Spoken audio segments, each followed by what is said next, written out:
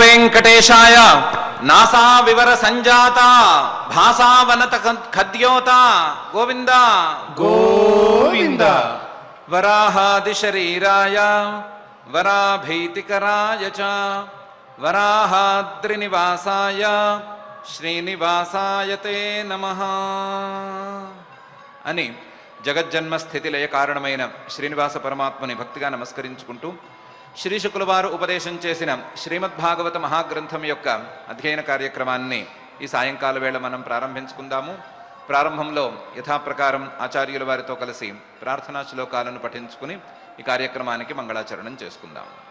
ఓం నమో వెంకటేశాయ. శ్రీ గురు ప్రార్థనా. గురుర్బ్రహ్మా గురుర్విష్ణుః గురుర్దేవో మహేశ్వరః గురుః సాక్షాత్ పరం బ్రహ్మ తస్మై శ్రీ గురవే నమః. శ్రీనివాస ప్రార్థనా. వరాహాది శరీరాయ వరాభీతికరాయ చ వరాహాద్రినివాసాయ శ్రీనివాసాయ తే నమః. అథ సంకల్పః. శ్రీమదాదివరాహ క్షేత్రే విరాజమానస్య నిత్యశుద్ధ బుద్ధ ముక్త స్వభావస్య లీలాగృహీత విగ్రహస్య శ్రీ పద్మావతీ జానేః అనుగ్రహేణ అస్మాకం సర్వేషాం బుద్ధిశుద్ధ్యర్థం విద్యాభివృద్ధ్యర్థం భక్తి జ్ఞాన వైరాగ్యాది తదనుకూల సర్వ సంపత్ సమృద్ధ్యర్థం శ్రీ పరమేశ్వర ప్రీత్యర్థం శ్రీమద్భాగవత పాఠం కరిష్యామహే.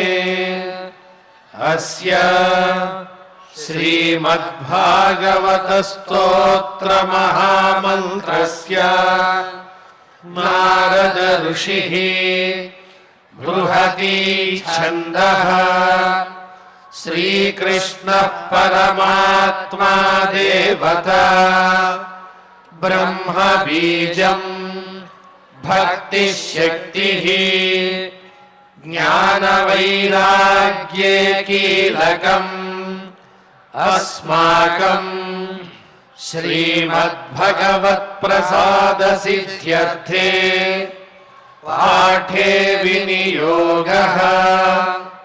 ధ్యానం నారాయణాధ్వరవరాహ విహన్యమానం మిత్రా ప్రసూత విదురాది విదర్శ్యమానం ద్వైపాయనాప్త శుక సంహృత ముఖ్య భాగం యజ్ఞాయ సంభరత భాగవతం ప్రకామం. శ్రీ గురుభ్యో నమః.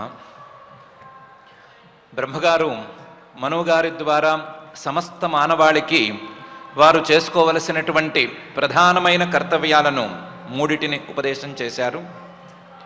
అందులో వారి వారి ఆశ్రమ ధర్మాన్ని శ్రద్ధగా అనుష్ఠించటం, వారి వారికి సహజంగా సంక్రమించినటువంటి బాధ్యతలను నెరవేర్చటం, ఈ రెండూ కాక వైదికమైనటువంటి కర్మలతో యజ్ఞస్వరూపుడైనటువంటి పరమాత్మని కొలుచుకోవటం అనే మూడు ప్రధానమైనటువంటి కర్మలను నిర్దేశించి చూపించారు.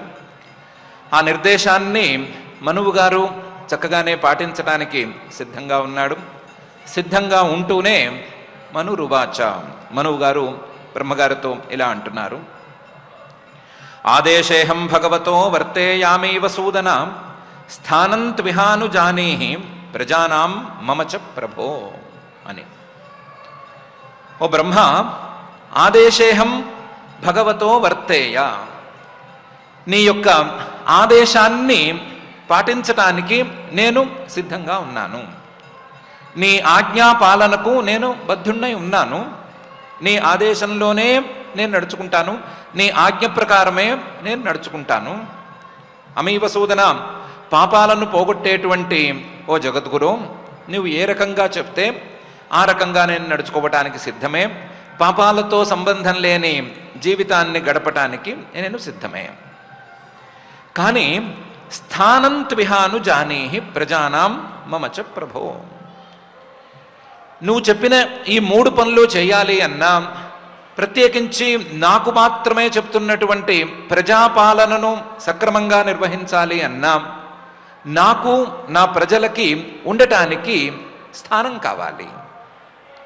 ఈ పనులు చేసుకోవటానికి ప్రత్యేకించి ఒక స్థానం, ఒక లోకం లేదా ఒక గోళం లాంటిది కావాలి.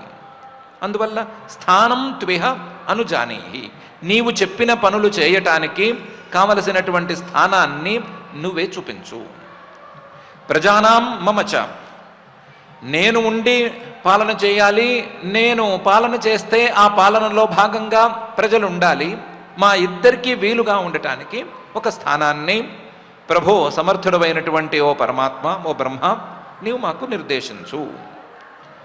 నీ ఆజ్ఞను పాటించడానికి నేను సిద్ధం, కానీ స్థానం అనేది కుదరలేదు, స్థానాన్ని మాకు కుదిర్చిపెట్టు అని మనువు గారు ఆదేశేహం భగవతో వర్తేయామీవ సూదన స్థానం త్విహానుజానీహి ప్రజానాం మమచ ప్రభో అని అన్నాడు. అంటే ఎవరైనా మధ్యలో అడగచ్చు, ఇదేం ప్రశ్న, ఈ సృష్టిలో ఎన్నెన్నో గోళాలు ఉండొచ్చు, ఎన్నెన్నో స్థానాలు ఉండొచ్చు, ఎన్నెన్నో లోకాలు ఉండొచ్చు, తెలిసినవి ఉండొచ్చు, తెలియనివి కూడా ఉండవచ్చు. వాటన్నిటిలోనూ ప్రజలు ఉండటం అనేది లేనే లేదు కదా. భూమి మీద మాత్రమే కదా ప్రజలు నివాసం ఏర్పరచుకునేది. కాబట్టి భూమి అనేది సిద్ధంగా ఉండగా ఆ భూమిని గురించి పట్టించుకోకుండా మనువు గారు మాకో స్థానాన్ని కల్పించు అని ఎందుకు అడుగుతున్నారు అని. దానికి మనువు గారే సమాధానం చెప్తున్నారు. యదోక సర్వసత్వానాం మహీమగ్నా మహాంభసి అస్యా ఉద్ధరణే యత్నః దేవదేవ్యా విధీయతాం అని. ఆ ప్రశ్న నిజమే. ఒకవేళ ఈ ప్రశ్న బ్రహ్మగారే వేస్తే సరేనే చెప్పాలి. యదోక సర్వసత్వానాం, ప్రాణులన్నిటికీ కూడా స్థానం అనేది మహి, భూమి అనే మాట ఉంది. భూమినే ప్రాణులన్నిటికీ స్థానంగా నిర్దేశించి పెట్టారు బ్రహ్మగారు, నిజమే. కానీ ఆ మహి, ఆ భూమి మగ్నా మహాంభసి, ఈ ఖగోళ రీతులలో ఉండేటువంటి ఒక మహాంభసి గొప్పదైన నీటిలో ఈ భూమి అనేది మునిగిపోయింది. పౌరాణిక భాషలో చెప్పుకోవాలి అంటే గర్భోదం అనే పేరు కలిగినటువంటి నీటిలో ఈ భూమి మునిగిపోయింది. ఈ భూమి మునిగి ఉంది కాబట్టి ఇప్పుడు నివాసానికి ఆ భూమి యోగ్యంగా లేదు. దీన్ని నివాసయోగ్యంగా మార్చటానికి అస్యాహ ఉద్ధరణే, ఈ భూమిని ఆ నీటి నుంచి పైకి తీసుకురావటంలో యత్నః, ప్రయత్నం దేవదేవ్యా విధీయతాం, ఈ భూమిని పైకి తీసుకురావటానికి కావలసిన ప్రయత్నాన్ని చేయాలి. ఎవరో ఒకళ్ళు దీన్ని నెత్తికెత్తుకోవాలి. ఎవరు చేయాలి అంటే బ్రహ్మగారివి, సమర్థుడివి నువ్వే కాబట్టి నువ్వే దీని సంగతి చూడాలి. భూమి నీటిలో కూరుకుపోయింది, మళ్ళీ నీటిలో మునిగిపోయింది. మునిగిపోయినటువంటి భూమిని పైకి తీసి నివాసయోగ్యంగా ఉంచితే ఆ నివాసయోగ్యమైనటువంటి భూమి మీద నేను, నా ప్రజలు ఇద్దరం కూడా సుఖంగా నివసిస్తాము అని మనువు గారు అన్నారు. యదోక సర్వసత్వానాం మహీమగ్నా మహాంభసి అస్యా ఉద్ధరణే యత్నః దేవదేవ్యా విధీయతాం అని. ఈ మాట విన్న బ్రహ్మగారు ఏం చేశారు అనే విషయాన్ని మైత్రేయ మహర్షి గారు చెప్తున్నారు. మైత్రేయ ఉవాచ పరమేష్ఠీత్ వపాం మధ్యే తథా సన్నామవేక్ష్య గాం కథమేనాం సమన్నేష్యే ఇతి దధ్యౌ ధియా చిరం అని. పరమేష్ఠి బ్రహ్మగారు ఈ మాట విన్నారు. విని ఒకసారి చూశారు. చూస్తే నిజమే, అపాం మధ్యే సన్నా గౌహు, నీటిలో మునిగిపోయింది భూమి, కాబట్టి నివాసయోగ్యంగా లేదు. ఇలా నివాసయోగ్యంగా లేనటువంటి భూమిని బ్రహ్మగారు చూశారు. అపాం మధ్యే తథా సన్నాం అవేక్ష్య గాం కథమేనాం సమున్నేష్యే. ఈ భూమిని మళ్ళీ పైకి నేను ఎలా తీసుకురాగలను అని ఆలోచించసాగారు. ఇతి దధ్యౌ ధియాచిరం, చాలా కాలం పాటు సుదీర్ఘంగా ఈ ఆలోచన చేస్తూనే వచ్చారు.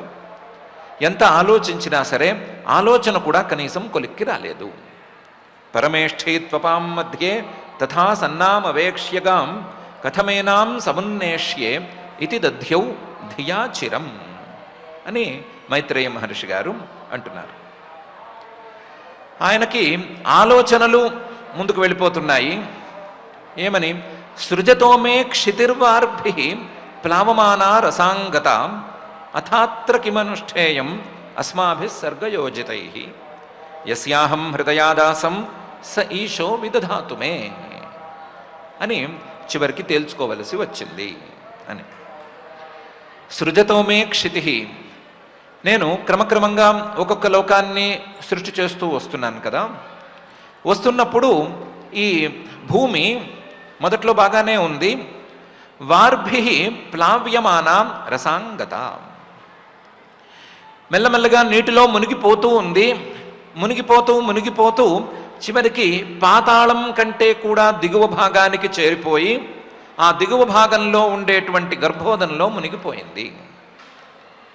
సృష్టి ప్రారంభ కాలంలో ఉండేటువంటి నీటిని మొత్తాన్ని నేను తాగేశాను. నేను తాగినా సరే మళ్ళీ ఎక్కడి నుంచి వచ్చిందో ఈ నీరు వచ్చింది, ఎలా మునిగిందో ఈ భూమి కూడా ఈ నీటిలో మునిగిపోయింది. సృజతోమే క్షితిర్వార్భి ప్లావ్యమాన రసాంగత అథాత్ర కిమనుష్ఠేయం. ఒకసారి చేసిన పనే మళ్ళీ పునరావృతం అవుతూ ఉంటే ఏం చెయ్యాలి? అథాత్ర కిమనుష్ఠేయం, ఈ విషయంలో నేనేం చెయ్యాలి, ఏం చెయ్యగలను? అస్మాభి సర్గయోజితై, నేనా ఈ సృష్టిని పెంచటంలోనూ సృష్టిని ముందుకు తీసుకువెళ్ళటంలోనూ తలమునకలై ఉన్నాను. ఈ సృష్టిని ఎలాగైనా సరే ముందుకు తీసుకెళ్ళాలి అనే ప్రయత్నంలో ఉన్నాను. సృష్టిలో ప్రధానమైన భూమిని స్వస్థానంలో నేను ఉంచి పెట్టాను. కానీ ఈ భూమి కాస్త నీళ్ళలో మునిగిపోయింది. మునిగిపోతే నా సృష్టి ఇప్పుడు ఏం గాను? దీన్ని ఏ రకంగా మళ్ళీ నేను సరిదిద్దగలను అని ఆలోచన చేస్తూనే వచ్చాడు. ఎంతకీ ఆలోచన తెగలేదు. ఒకచోట మాత్రం ఆలోచన పూర్తిగా తెగిపోయింది. ఏమని? యస్యాహం హృదయాదాసం స ఈశో విదధాతు మే అనే చోట మాత్రం ఆలోచన తెగిపోయింది. ఈ సృష్టి అనేది నా సంకల్పం కాదు. సృష్టి నేను చేయాలి అని నేను సంకల్పించేమి కూర్చోలేదు. నన్ను ఆ శ్రీమన్నారాయణుడు తన హృదయం నుంచి బయటికి తీసుకొచ్చాడు. ఆయన యొక్క పుత్రుడిగా ఆయన ఇచ్చినటువంటి బాధ్యతను నెరవేర్చడానికి నేను ఇక్కడ కూర్చున్నాను. ఒకవేళ నా బాధ్యత గనక నేను సిన్సియర్గా పనిచేస్తున్నా సరే ముందుకు వెళ్ళకపోతే అది ఆయన బాధ్యతే అవుతుంది. యస్యాహం హృదయాదాసం స ఈశః, నేను ఏ బాధ్యతనైతే చేయలేకపోతున్నానో, పూర్తి చేయలేకపోతున్నానో, నేను శ్రద్ధగా పనిచేస్తూ కూడా ఆ బాధ్యతను సరిచేయవలసినటువంటి బాధ్యత, సరిచేయగలిగినటువంటి సామర్థ్యము, ఈ రెండూ కూడా ఆయనకే ఉంటాయి. సహా ఈశః, ఆయన సమర్థుడు కాబట్టి ఈ విషయంలో ఏం చేయాలి అని ఆయనే నిర్ణయించుకోవాలి. ఆయనే నిర్ణయించుకుని ఆయనే దీన్ని సరిదిద్దాలి అని అనుకున్నాడు. ఇలా అనుకున్న తర్వాత మాత్రం ఆయన ఆలోచనలకు ఒక కళ్యం అనేది పడింది అని మైత్రేయ మహర్షి గారు 3 భాగాలు కలిగిన ఈ శ్లోకంలో చెప్తున్నారు. సృజతోమే క్షితిర్వార్భి ప్లావ్యమానా రసాంగత అథాత్ర కిమనుష్ఠేయం అస్మాభి సర్గయోజితై యస్యాహం హృదయాదాసం స ఈశో విదధాతు మే అని. సందేహమైతే కలగటానికి అవకాశం ఉంది. భూమి మీద నీరు ఉంది కానీ భూమి కూడా మునిగిపోయేంత నీరు ఎక్కడి నుంచి వచ్చింది అనే సందేహం కలగడానికి అవకాశం ఉంది. భూమి మీద నీరుంది, ఆ నీటిలో భూమి మునిగేందుకు ఆస్కారం లేదు. ఎందుకంటే ఆ నీరు భూమి మీదే ఉంది. భూమి మునిగిపోయేంత నీరైతే మన కంటికేమీ ప్రత్యేకించి కనిపించడం లేదు. కాబట్టి నీళ్లలో భూమి మునిగింది అని ఎలా చెప్తున్నారు? ఎందుకు ఈ రకమైనటువంటి కల్పనలను చేస్తున్నారు అనేటువంటి ప్రశ్న వచ్చేందుకు అవకాశం ఉంది. కానీ నీరు అనేదాన్ని మనం పూర్తిగా అర్థం చేసుకున్నామా లేదా అనే విషయాన్ని సరిచూసుకుని ఈ ప్రశ్న వేసుకుంటే సమాధానం సరిగ్గా వస్తుందేమో అని అనిపిస్తోంది. నీరు అనేదాన్ని మనం లిక్విడ్ స్టేట్లో ఉన్నదాన్ని మాత్రమే చూసుకుని దాన్ని మాత్రమే అర్థం చేసుకుని అడిగితే ప్రశ్నగానే మిగిలిపోతుంది. కానీ నీరుకి ఇంకా రకరకాల స్టేట్స్ ఉన్నాయి, రకరకాల వ్యవస్థలు ఉన్నాయి అనే విషయాన్ని సరిచూసుకుంటే ఏదో ఒక స్టేట్లో ఉండేటువంటి నీరు లేదా ఈ వాటర్ అనేది భూమిని తనలోకి లాక్కుంది అని చెప్పుకోవటంలో పెద్దగా అడ్డం లేదేమో అని అనిపిస్తోంది. భూమికి కేవలం లిక్విడ్ స్టేట్ మాత్రమే కాకుండా ఫ్రోజన్ స్టేట్, అది కూడా మనకు తెలుసు, గడ్డగట్టిన స్థితి, ఐస్ మొదలైనటువంటి స్థితి. ఇది కాక క్లౌడీ స్టేట్, ఇది కూడా ఉంది, మేఘాల రూపంలో ఉండటం అనేటువంటి వ్యవస్థ కూడా నీరుకు ఉంది. అదేవిధంగా గ్యాషియస్ స్టేజ్ అనే ఇంకొక స్టేట్ కూడా ఉంది. వాయు రూపంలో కూడా ఈ నీరు కొన్ని సందర్భాల్లో కనిపిస్తూ ఉంటుంది. మనం ఉన్నటువంటి భూమికి సుమారుగా 120 కోట్ల కాంతి సంవత్సరాల దూరంలో మన భూమి మీద ఉండేటువంటి నీరు కంటే సుమారుగా 13 ట్రిలియన్ల రెట్లు ఎక్కువగా ఉండేటువంటి నీరు గ్యాషియస్ స్టేట్లో ఉంది అని ఎవరో కనిపెట్టి టెలిస్కోప్లో చూసి చెప్పినట్లుగా ఎక్కడో వినపడుతోంది. కాబట్టి ఈ అనంతమైన విశ్వంలో, అనంతమైన సృష్టిలో నీరు అనేది ఏ ఏ రూపంలో ఎక్కడెక్కడ దాగి ఉంది అనే విషయం మీద మనకు పెద్దగా అవగాహన ఉండేందుకు అవకాశం ఉండదు. కాబట్టి ఈ భూమి అనేది తన ఈ తిరుగుడుని లేదా తన యొక్క ఈ గతిని ఎప్పటికీ ఈ స్థితికి తెచ్చుకుంది అనే విషయం మీద కూడా పూర్తి స్థాయి అవగాహన మనకు ఉండే అవకాశం లేదు. కాబట్టి ఏదో ఒక దశలో తన గతిని సవ్యంగా సాధించుకోలేక గతిని మార్చుకుని ఇలాంటి నీరు ఉండేటువంటి ప్రదేశాలలో మునిగి ఉండేటువంటి సందర్భాన్ని ప్రత్యేకించి ఈ ప్రకరణంలో చెప్తున్నారు అని చెప్పుకుంటే సులభంగా మనం పైకి వెళ్ళిపోవచ్చు. ఇలాంటి సందర్భాలను ఎన్నిటినో దృష్టిలో ఉంచుకునే ఆయా పురాణాలలో ఉండేటువంటి ఇలాంటి కల్పనలు సామాన్య బుద్ధులకి అభూత కల్పనలుగా భాషించేటువంటి కల్పనలు చేయటం అనేది సహజంగానే జరుగుతుంది అనేటువంటి విషయాన్ని కూడా మనం అనుకుంటే చాలు. ప్రస్తుతానికైతే ఏదో ఒక స్టేట్లో ఉండేటువంటి, ఏదో ఒక రూపంలో ఉండేటువంటి నీటిలో ఈ భూమి అనేది మునిగిపోయింది. మునిగిపోయినటువంటి ఈ భూమిని తీసి మళ్ళీ దాని యొక్క వృత్తంలో లేదా దాని యొక్క గతి మార్గంలో సరిగ్గా నిలబెట్టవలసినటువంటి అవసరం ఉంది అనే విషయం మాత్రం ఏర్పడింది. ఇది బ్రహ్మగారి చేతిలో కూడా లేదు. బ్రహ్మగారు కూడా చేతులెత్తేసినటువంటి పరిస్థితి, నేనేమి చేయలేను అని అనుకుని బ్రహ్మగారి కంటే పైన ఉండేటువంటి పరమాత్మే దిగి రావలసినటువంటి పరిస్థితి అనేది ఏర్పడింది. అలా ఏర్పడినప్పుడు ఇత్యభిధ్యాయతో నాసా వివరాత్ సహసానఘ వరాహతోకో నిరగాత్ అంగుష్ఠ పరిమాణక అని తర్వాత జరిగిన దాన్ని గురించి మైత్రేయ మహర్షి గారు చెప్తున్నారు. బ్రహ్మగారు ఇలా ఆలోచిస్తున్నారు, ఆలోచనలు సాగుతూనే ఉన్నాయి. చివరికి పరమాత్మే దీనికి సమాధానం చెప్పుకోవాలి, పరమాత్మే దీన్ని వచ్చి సరిదిద్దాలి అని అనుకోగానే ఇత్యభిధ్యాయత ఆయన ఆలోచన పరమాత్మ వైపుగా మళ్ళంగానే ఆ ఆలోచన కాస్త ధ్యానంగా మారిపోగానే ఇత్యభిధ్యాయత ఆ బ్రహ్మగారి యొక్క నాసా వివరాత్ ముక్కు రంధ్రం నుండి, ఏ రంధ్రం కుడివైపుదా వెనక వైపుదా ఎడమ వైపుదా అనే విషయం చెప్పట్లేదు, నాసా వివరాత్ సహసా చాలా వేగంగా, అనగా ఓ పాపాల సంబంధం లేనటువంటి విదురుడా ఆ బ్రహ్మగారి యొక్క ముక్కు రంధ్రం నుండి వరాహతోక ఒక సూక్ష్మమైన అతి చిన్నదైనటువంటి వరాహ రూపం అనేది ఆవిర్భవించింది.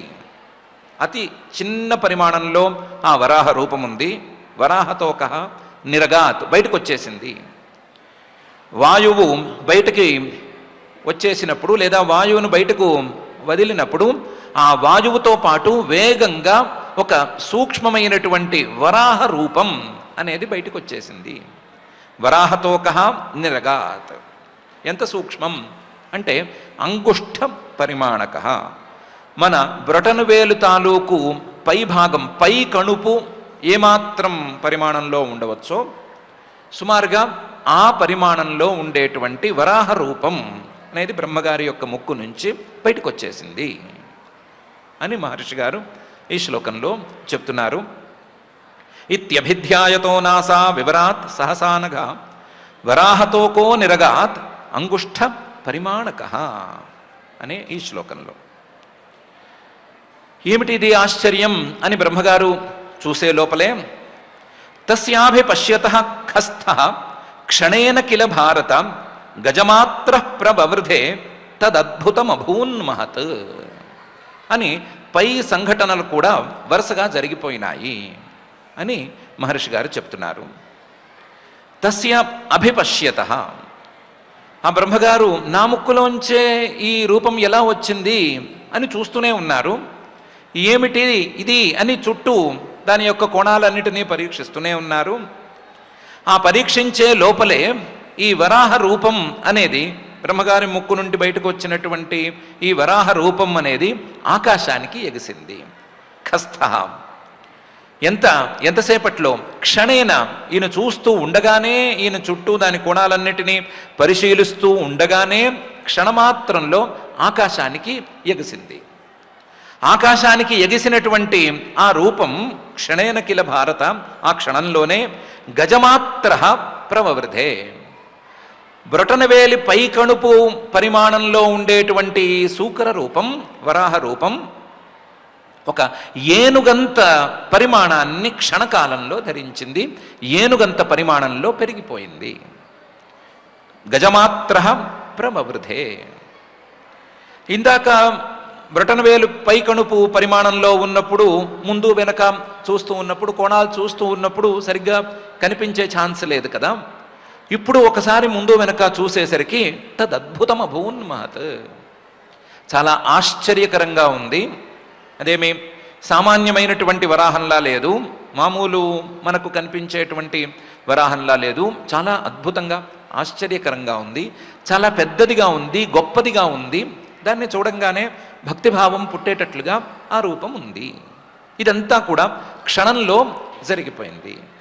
తస్యాభిపశ్యతః ఖస్థః క్షణేన కిల భారత గజమాత్ర ప్రవవృధే తదద్భుతం అభూన్మహత్ అని మైత్రేయ మహర్షి గారు విదురుడికి చెప్తున్నారు.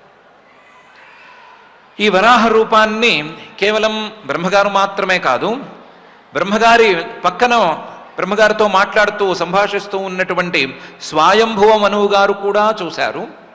స్వయంభువ మను గారితో పాటుగా ఆ సమయానికి అక్కడకు వచ్చిన లేదా అక్కడే ఉన్నటువంటి మరీచ్యాది ప్రజాపతులు కూడా చూశారు. అలాగే సనక సనందనాది కుమారులు కూడా చూశారు. ఇంకా అక్కడ ఉండేటువంటి చుట్టుపక్కల ఉండేటువంటి వారందరూ కూడా చూశారు. వీరందరితో కలిసి బ్రహ్మగారు కూడా చూశారు అనే విషయాన్ని పై శ్లోకంలో మహర్షి గారు చెప్తున్నారు. మరీచి ప్రముఖైర్ విప్రై కుమారైర్ మనునా సహా దృష్ట్మా తత్ సౌకరం రూపం తర్కయామాస చిత్రధా అని. మరీచి ప్రముఖైర్ విప్రై, అక్కడ మరీచి మొదలైనటువంటి 9 మంది ప్రజాపతులు, బ్రహ్మగారి యొక్క మానసపుత్రులు, బ్రహ్మగారి యొక్క అనేక అంగాల నుండి పుట్టుకొచ్చినటువంటి పుత్రులు వాళ్ళున్నారు.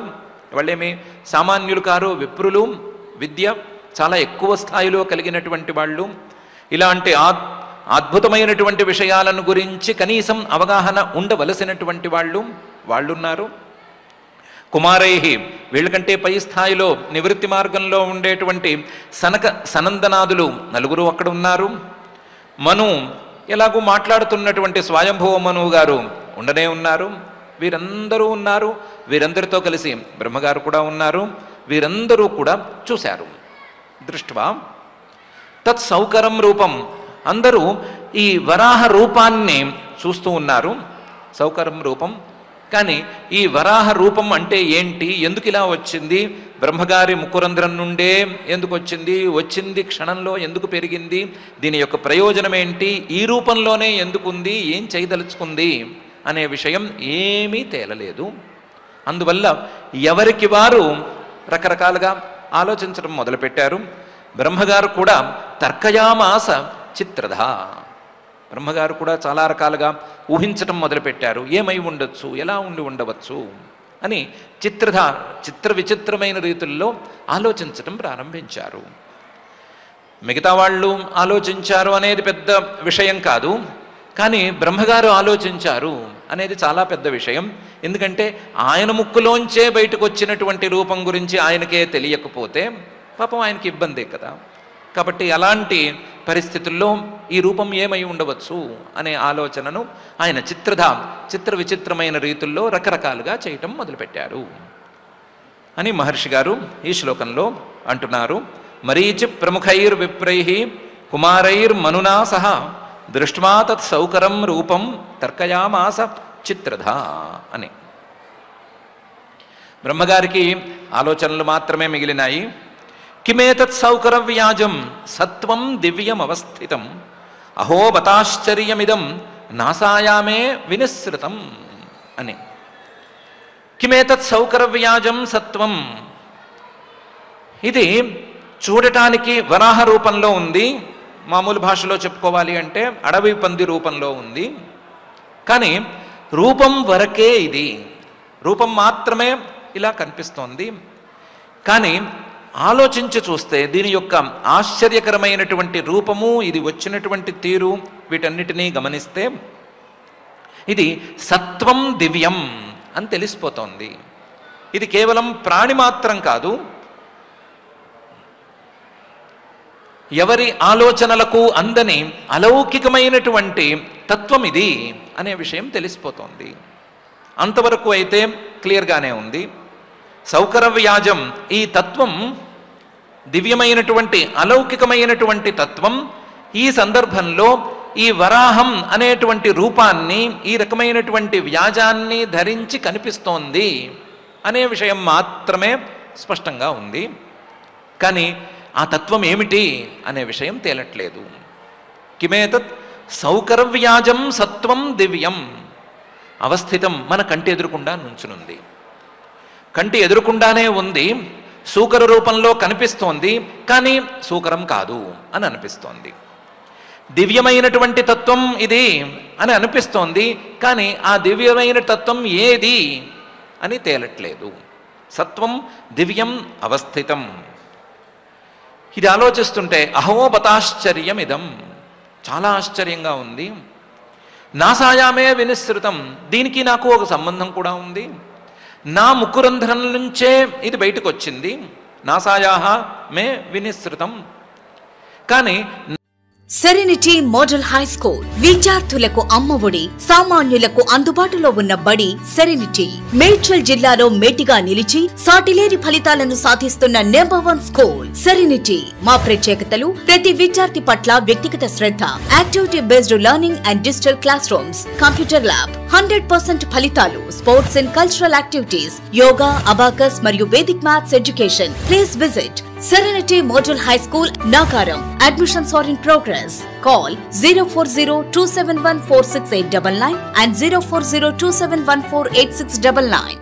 నా ముక్కురంధ్రంలోంచి బయటకు వచ్చినా సరే ఇదేంటి అని నాకు తెలియట్లేదు, చాలా ఆశ్చర్యంగా ఉంది అని బ్రహ్మగారు ఆలోచన చేయటం మొదలుపెట్టారు. కిమేతత్ సౌకర వ్యాజం సత్వం దివ్యమవస్థితం అహోబతాశ్చర్యమిదం నాసాయామే వినిసృతం అనే తీరులో ఆయన ఆలోచించసాగారు అని మహర్షి గారు చెప్తున్నారు.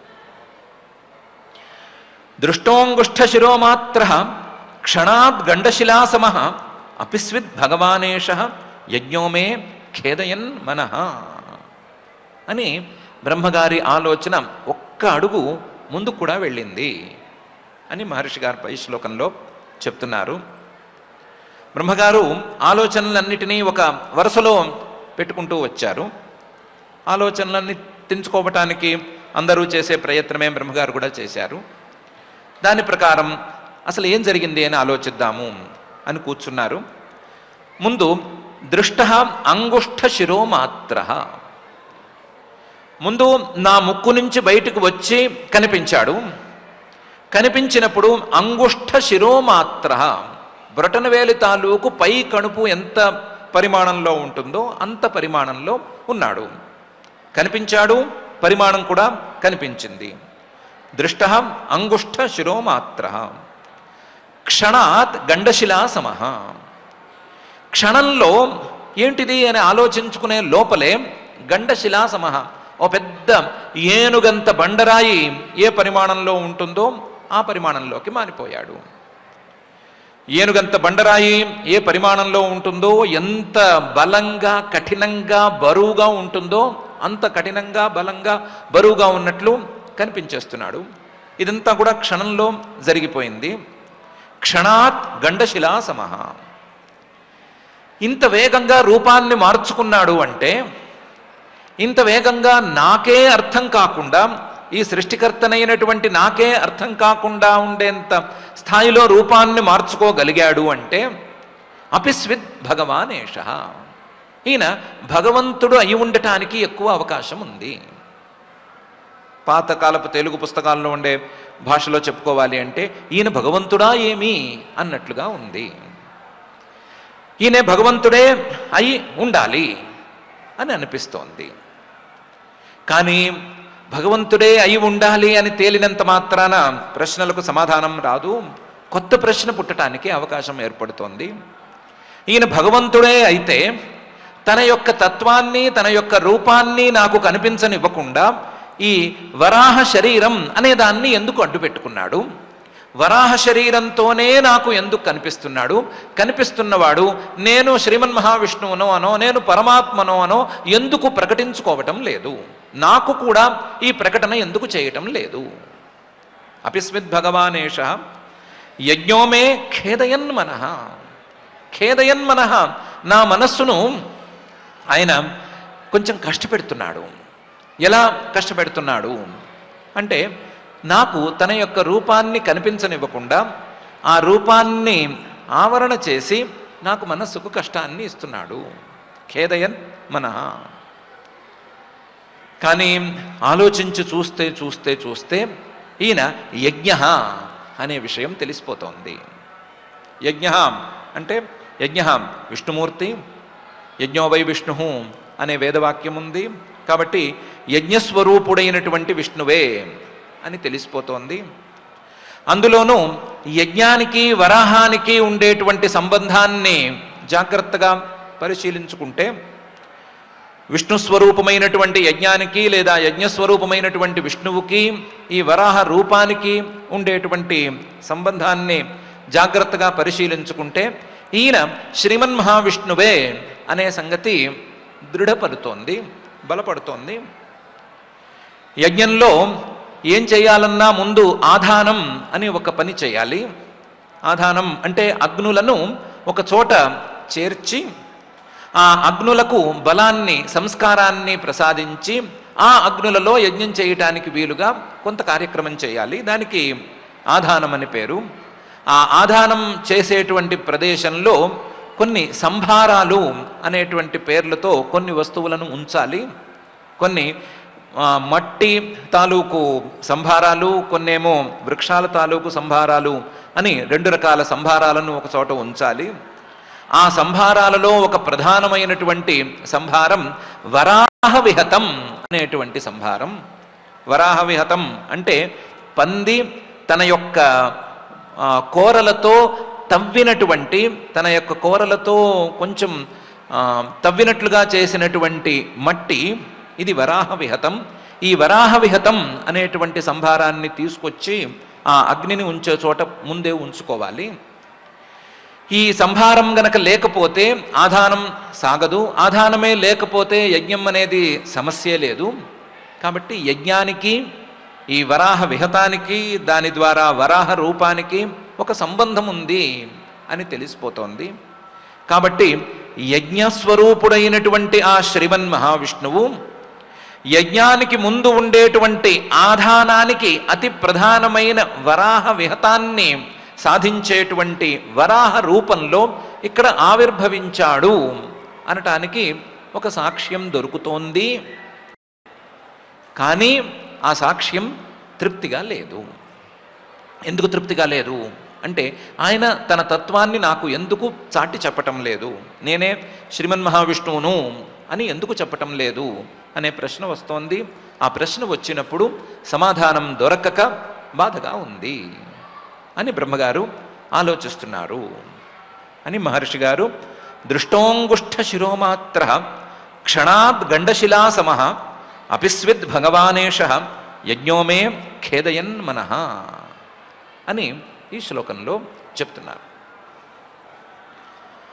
ఇలా బ్రహ్మగారు ఆలోచిస్తూనే ఉన్నారు. సమాధానం దొరికినట్లుగా ఉంది కానీ సమాధానం తృప్తినివ్వటం లేదు అనే పరిస్థితిలో బ్రహ్మగారు ఉన్నారు. ఆ పరిస్థితులలో ఇతి మీమాంసతస్తస్య బ్రహ్మణః సహ సూనుభిః భగవాన్ యజ్ఞపురుషః జగర్జాగేంద్ర సన్నిభః అనే తీరులో ఆయన ఆలోచనలను కట్ చేయటానికి, అక్కడతో ఆపేయటానికి ఆ వరాహ రూపం, యజ్ఞ వరాహ రూపం అనేటువంటి రూపంలో వచ్చినటువంటి ఆ శ్రీమన్ మహావిష్ణువు ఒక పని చేశాడు అని చెప్తున్నారు. ఇతి మీమాంసతస్తస్య, ఈ రకంగా రకరకాల ఆలోచనలను బ్రహ్మగారు చేస్తూనే ఉన్నారు. ఏ ఆలోచన ఆయనకి తృప్తిని ఇవ్వటం లేదు. ఇతి మీమాంసతస్తస్య బ్రహ్మణః సహసూనిభి, బ్రహ్మగారు మాత్రమే కాదు బ్రహ్మగారి పుత్రులు ఇటు మరీచ్యాదులు, సనకాదులు, మనువు గారు అందరూ కూడా ఎవరి తీరులో వారు ఆలోచిస్తూనే ఉన్నారు. ఎవరికి సాధ్యమైనంత రీతిలో ఈ రూపాన్ని అర్థం చేసుకోవటానికి ప్రయత్నం చేస్తూనే ఉన్నారు. అందరూ ఆలోచిస్తూనే ఉన్నారు. అలా ఆలోచిస్తున్నప్పుడు భగవాన్ యజ్ఞపురుష, యజ్ఞపురుషుడు పూజనీయుడు అయినటువంటి ఆ యజ్ఞవరాహ రూపాన్ని ధరించినటువంటి శ్రీమన్ మహావిష్ణువు జగర్జా, ఒక్కసారి గర్జించాడు. ఎక్కువగా 10 మంది చేరి ఒకటే గుసగుసలాడుకుంటున్నాము అని అనుకుంటూ గట్టి గట్టిగా మాట్లాడుకుంటూ ఉంటారు కదా. అలా మాట్లాడుకుంటూ ఉంటున్నప్పుడు ఎవరి మాట పక్క వాళ్ళకి వినిపించక, అసలు చెప్పేవాడి మాట వినిపించక చాలా ఇబ్బందిగా ఉండేటువంటి పరిస్థితి వస్తుంది కదా. అలాంటి పరిస్థితి వచ్చినప్పుడు కాస్త పెద్ద మైక్ ఉన్నవాడు సైలెన్స్ అని ఒక్కసారి అరుస్తారు చూడండి. అరిచినప్పుడు ఉళ్ళ వాళ్ళందరూ కూడా సైలెంట్గా మారిపోతారు కదా. అలాగే ఈ యజ్ఞపురుషుడు కూడా, ఈ యజ్ఞవరాహమూర్తి కూడా వీళ్ళందరూ మనసుతో చాలా ఆలోచిస్తున్నారు, గుసగుసలాడుతున్నారు. అసలు రూపమే కనిపించక లేదా ఏమాత్రం అర్థం కాక ఉండేటువంటి పరిస్థితికి వెళ్ళిపోతున్నారు అని సైలెన్స్ అని అరిచినట్లుగా ఒక్కసారి గర్జించాడు, గట్టిగా గర్జించాడు. ఆ యజ్ఞవరాహం గర్జించింది అంటే మామూలుగా ఉండదు. ఎందుకంటే అగేంద్ర సన్నిభ, అప్పటికే ఒక పర్వతమంత పరిమాణంలో ఆయన కనిపించడం మొదలుపెట్టాడు. ఆయన పెరిగేశాడు. ఆయన పెరుగుదల అనేది చూస్తే ఒక పెద్ద పర్వతమంత పరిమాణంలో ఉంది. ఆ పర్వతమంత పరిమాణంలో ఉండేటువంటి ఆ యజ్ఞవరాహమూర్తి ఒక్కసారి గర్జించాడు. గర్జించేసరికి వీళ్ళందరి ఆలోచనలకి ఒకసారి సైలెన్స్ అని చెప్పినట్లయింది అని మహర్షి గారు ఈ శ్లోకంలో అంటున్నారు. ఇది మీమాంసతస్తస్య బ్రహ్మణః సహ సూనుభిః భగవాన్ యజ్ఞపురుషః జగర్జ అగేంద్ర సన్నిభ అని. ఎప్పుడైతే వీళ్ళ ఆలోచనలు అనేవి గుసగుసలాడుకుంటూ ఉన్నట్లుగా ఉండేటువంటి ఈ ఆలోచనలు అనేవి ఈయన సైలెన్స్ అనేసరికి ఆగిపోయినాయో అప్పుడు అందరికీ ఆ తత్వం అనేది కాస్తంత సరిగ్గా కనిపించింది, అర్థమైంది. అర్థమైనందువలన వాళ్ళందరికీ సంతోషం కలిగింది అని పై శ్లోకంలో మహర్షి గారు అంటున్నారు. బ్రహ్మాణం హర్షయామాస హరిస్తాంశ్చ ద్విజోత్తమాన్ స్వగర్జితేన కకుభః ప్రతిస్వనయత విభు అని. బ్రహ్మాణం హర్షయామాస, ఎప్పుడైతే ఆ యజ్ఞవరాహమూర్తి ఒక్కసారి పెద్దగా గర్జించాడో, గర్జించేసరికి బ్రహ్మగారి ఆలోచనలన్నీ కూడా ఒకసారి కట్టయిపోయినాయి. కట్టయిపోయేసరికి ఆ ఆలోచన అనేటువంటి బాధాకరమైన పరిణామం లేకపోవటం వలన బ్రహ్మగారికి ఆనందం కలిగింది. బ్రహ్మాణం హర్షయామాస, బ్రహ్మగారిని తన గర్జనతో ఈ యజ్ఞవరాహమూర్తి అనే ఆయన సంతోషపెట్టాడు. హరిహి, ఆ శ్రీమన్నారాయణమూర్తే సాక్షాత్తుగా యజ్ఞవరాహమూర్తిగా వచ్చాడు. వచ్చినటువంటి ఆయన బ్రహ్మగారిని సంతోషపెట్టడం మాత్రమే కాకుండా తాంశ్చ ద్విజోత్తమాన్, బ్రహ్మగారి పుత్రులైనటువంటి మరీచ్యాదులని, సనకాదులని, మనువు గారిని అందరినీ కూడా సంతోషపెట్టాడు. ఎలా సంతోషపెట్టాడు అంటే 2 రకాలుగా సంతోషపెట్టాడు. ఒకటి, వాళ్ళ ప్రశ్నలకు సమాధానం దొరకక ఇబ్బంది పడుతున్నారు కదా, ఆ సమాధానం దొరకకపోవటానికి లేదా ఇబ్బంది పడటానికి కారణం వాళ్ళ ఆలోచనలు ఎడతెరిపి లేకుండా సాగుతూనే ఉండటం అనేది కారణం కదా. వాళ్ళ ఆలోచనలను తన గర్జనతో ఒకసారి కట్ చేశాడు కాబట్టి సంతోషపెట్టాడు. కట్ చేసిన తర్వాత కూడా స్వగర్జితేన కకుభ ప్రతిస్వనయత విభు, ఆ గర్జనని తాను చేసినటువంటి గర్జన మొత్తం 4 దిక్కులో లేదా 8 దిక్కులో లేదా 10 దిక్కులకు విస్తరించేటట్లు 10 దిక్కులలోనూ ప్రతిధ్వనించేటట్లు గర్జన చేశాడు. ఆ ప్రతిధ్వని, ఈ గర్జన 2 వినేసరికి ఈ స్థాయి గర్జన అనేది కేవలం శ్రీమన్నారాయణుడు మాత్రమే చేయగలడు, మరెవరూ చేయలేరు, ఏ తత్వానికి ఇంత బలం లేదు అనేటువంటి నిర్ణయం వాళ్ళందరికీ కలిగిపోయింది. ఈ సామర్థ్యం, ఈ సౌండ్లో, ఈ డెసిబిల్లో ఈ గర్జన చేయగలగటం, ఇలాంటి ప్రతిధ్వనిని అందించగలగటం అనేది ఆయనకు మాత్రమే సాధ్యం అనేటువంటి నిర్ణయాన్ని వాళ్ళలో కలిగించాడు. కలిగించి వాళ్ళను సంతోషపెట్టాడు. ఒకటి, వాళ్లలో సాగుతూనే వచ్చినటువంటి ఆలోచనలన్నింటినీ కట్ చేసేశాడు. మరొకటి, శ్రీమన్నారాయణమూర్తే ఈయన, యజ్ఞవరాహము రూపంలో వచ్చినటువంటి వాడు ఈయనే అనేటువంటి నిర్ణయాన్ని కలిగించడం ద్వారా సంతోషాన్ని కలిగించాడు అని మహర్షి గారు అంటున్నారు. బ్రహ్మాణం హర్షయామాస హరిస్తాంశ్చద్విజోత్తమాన్ స్వగర్జితేన కకుభ ప్రతిస్వనయత విభు అని. అవును, ఈయన ఉన్నట్టుండి ఏ రకమైనటువంటి సామగ్రి లేని కాలంలో వరాహ రూపాన్ని ఎలా ధరించాడు? అసలు సృష్టి సరిగ్గా ముందుకు సాగలేదు కదా, ఇంకా కశ్యప ప్రజాపతి గారు సీన్లోకి రాలేదు, లేదా దితి అదితి లాంటి ఆయన భార్యలు సీన్లోకి ఎంటర్ అవ్వలేదు. వాళ్ళ ద్వారా రాబోతున్నటువంటి పశు పక్ష్యాది జాతుల తాలూకు ఊసు అనేది లేనే లేదు, అసలు ఏ ప్రాణికి ఆధారం అనేది లేదు. ఇలాంటి పరిస్థితులలో ఈయన సూకర రూపాన్ని, వరాహ రూపాన్ని ఎలా ధరించాడు అనే ప్రశ్న వస్తుందేమో, పిచ్చి పిచ్చి ప్రశ్నలు పెట్టుకోకండి అని మహర్షి గారు విభు అనే పదంతో సూచన కూడా చేశారు. ఆయన వివిధం భవతి ఇది విభు. మిగతా వరాహాలకి, మిగతా మానవులకి, మిగతా ప్రాణులకి ఏదో ఒక ఆసరా అవసరం, సామగ్రి అనేది అవసరం. ఆయనకేమీ అవసరం లేదు. ఆయన ఎప్పుడు ఏ రకంగా కావాలనుకుంటే ఆ రకంగా తయారవ్వగలడు.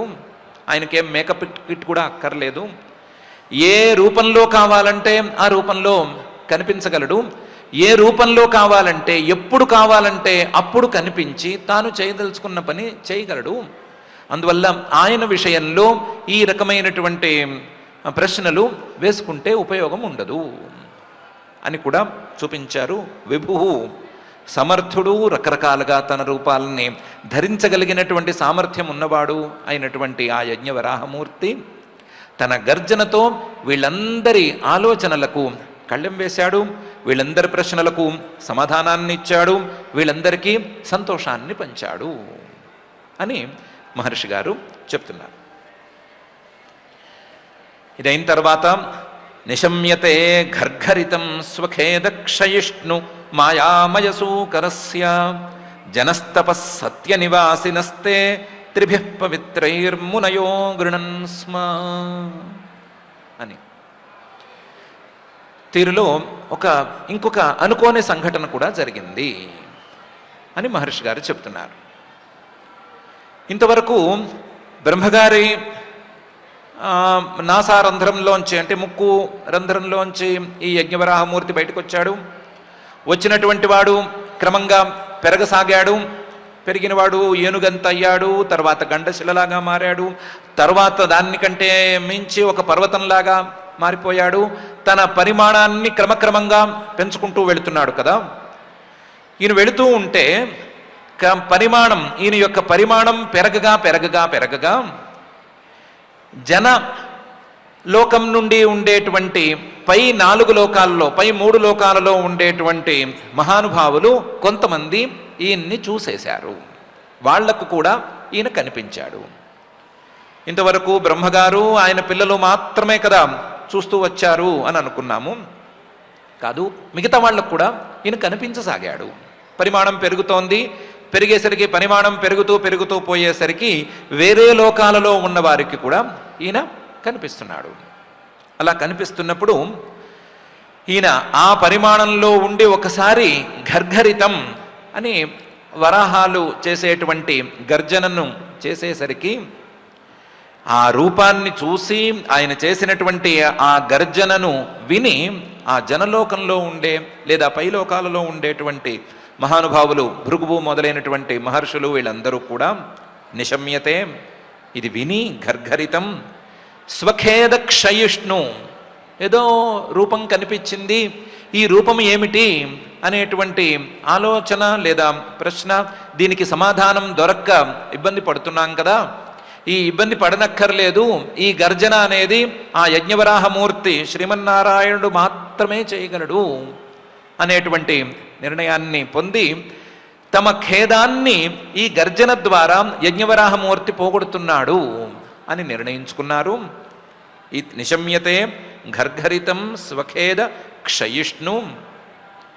దీంతోపాటు వాళ్ళందరూ మహాజ్ఞానులు కాబట్టి మాయామయ సూకరస్య, ఈయన కేవల వరాహ రూపి కాదు, మామూలు వరాహం కాదు, ఇది మాయామయ రూపాన్ని ధరించినటువంటి శ్రీమన్నారాయణమూర్తి తన యొక్క మాయాశక్తితో ఏ రూపాన్నైనా ధరించగలిగినటువంటి ఈయన ఈరోజు సూకర రూపాన్ని, వరాహ రూపాన్ని ధరించి మనకు కనిపిస్తున్నాడు అని నిర్ణయించుకున్నారు. క్షయిష్ణు మాయామయ సూకరస్య.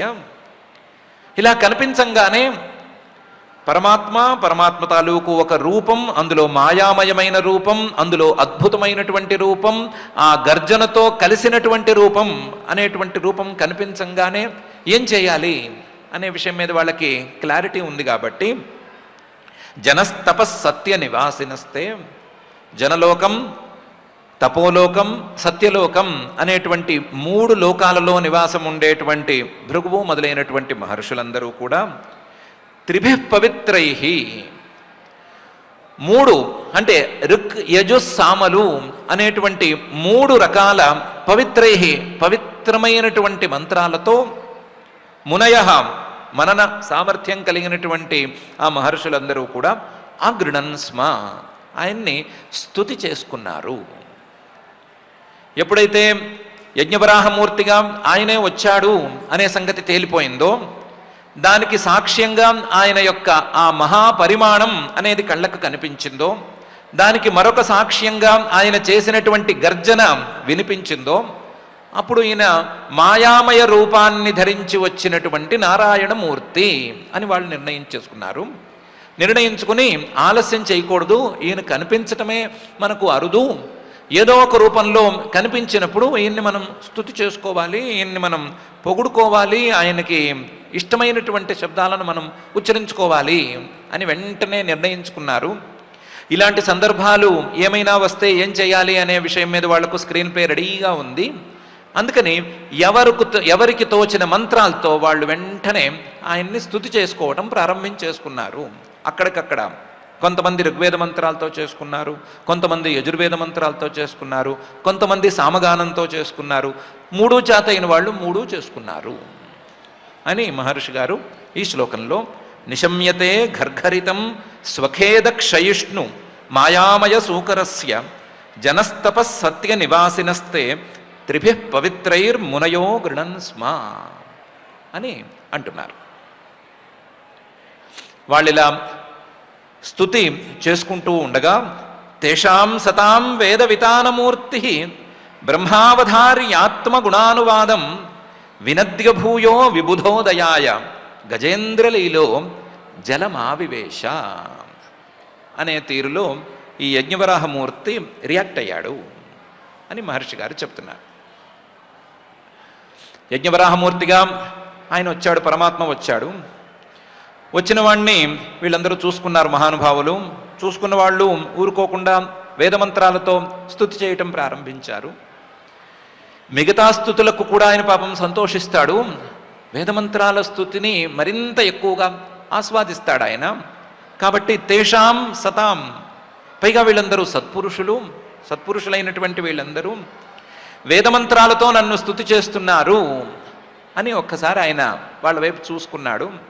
చూసుకునేసరికి వేద వితానమూర్తి, వేదాలలో ఉండేటువంటి విస్తృతమైన యజ్ఞాల రూపంలో ఉండేటువంటి ఆ యజ్ఞవరాహమూర్తి, వేదాలలో ఉండేటువంటి కర్మలకు ఫలితాలను అందించేటువంటి, విస్తృతమైనటువంటి కర్మలకు ఫలితాలను అందించేటువంటి ఆ యజ్ఞస్వరూపుడైనటువంటి పరమాత్మ వీళ్ళు చేసే ప్రతి స్తుతిని, ప్రతి అక్షరాన్ని జాగ్రత్తగా విన్నాడు. బ్రహ్మగారి ఉచ్ఛ్వాస నిశ్వాసాల్లోంచి లేదా పరమాత్మ తాలూకు ఉచ్ఛ్వాస నిశ్వాసాల్లోంచి వచ్చినటువంటి ఆ వేదాన్ని, వేద మంత్రాలను ఈ మహర్షులు సత్పురుషులు పలికినటువంటి ఉచ్చరించినటువంటి ఆ మంత్రాలను శ్రద్ధగా విన్నాడు. అవధార్య, చాలా శ్రద్ధగా విన్నాడు. ఎవరైనా సరే ఎక్కడైనా వేదమంత్రాలను వింటే లేదా వేదమంత్రాలు గనక వినవస్తుంటే కాస్తంత శ్రద్ధగా మంత్రం వినిపిస్తోంది అని చూస్తారు కదా.